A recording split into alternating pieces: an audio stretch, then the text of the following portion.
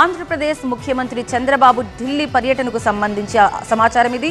సాయంత్రం 5 గంటలకు ప్రధాని మోదీతో 6:30కి కేంద్ర హోంమంత్రి అమిత్ షాతో ప్రత్యేక సమావేశంలో పాల్గొంటారు.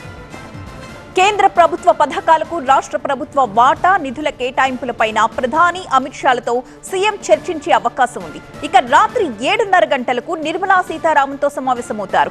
ఫిబ్రవరి 1న కేంద్రం బడ్జెట్ ప్రవేశపెట్టబోతున్న నేపథ్యంలో ఏపీకి ప్రయోజనాలు కలిగే విధంగా చంద్రబాబు నిర్మలా సీతారామన్తో చర్చలు జరపబోతున్నారు. మధ్యాహ్నం 12:30 గంటలకు బీజేపీ జాతీయ అధ్యక్షుడు జేపీ నడ్డా నివాసంలో జరగనున్న ఎన్డీఏ నేతల సమావేశానికి హాజరవుతారు. ఇక మధ్యాహ్నం 2:30కి సీఎం అధికారిక నివాసంలో కేంద్ర ఉక్కు శాఖ మంత్రి హెచ్డి కుమారస్వామితో విశాఖ స్టీల్ ప్లాంట్ అంశంపై చర్చించబోతున్నారు చంద్రబాబు.